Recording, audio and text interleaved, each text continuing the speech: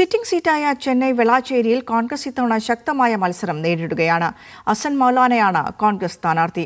Road ഷോകളുമായി Asan മൗലാനയുടെ പ്രചാരണം സജീവമാണ്.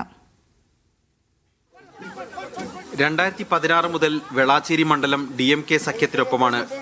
4352 വോട്ടിനാണ് 2021 വിജയം. കോൺഗ്രസ് സ്ഥാനാർത്ഥി അസൻ മൗലാനയ്ക്ക് ഇത്തവണ പക്ഷേ മത്സരം അല്പം കടുത്തതാണ്.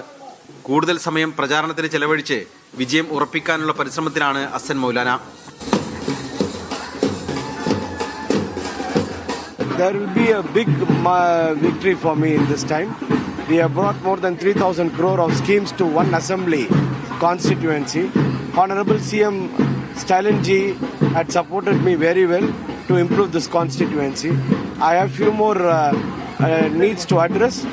I am very confident the CM will surely help me to address the balance issues. AIADMK മത്സരം കടുപ്പിച്ചതും യുവ വോട്ടർമാരെ നടൻ വിജയ് ആകർഷിക്കുന്നതും അസൻ മൗലാനയ്ക്ക് വെല്ലുവിളിയാണ്. മലയാളി വോട്ടർമാർ നിർണായകമായ വെളാച്ചേരിയിൽ കേരള നേതാക്കളെയും പ്രചരണത്തിന് എത്തിച്ചിട്ടുണ്ട്. ചെന്നൈയിലെ 16 മണ്ഡലങ്ങളിൽ കോൺഗ്രസ് മത്സരിക്കുന്ന ഏക സീറ്റാണ് വെളാച്ചേരി. അതുകൊണ്ട് തന്നെ വെളാച്ചേരിയിൽ വിജയം കോൺഗ്രസിനെ സംബന്ധിച്ച് അഭിമാന പ്രശ്നമാണ്. ചെന്നൈയിലെ വെളാച്ചേരിയിൽ നിന്നും ക്യാമറമാൻ സഞ്ജീവ് പൊറ്റമ്മലിനൊപ്പം MK ഷുക്കൂർ, മീഡിയ 1.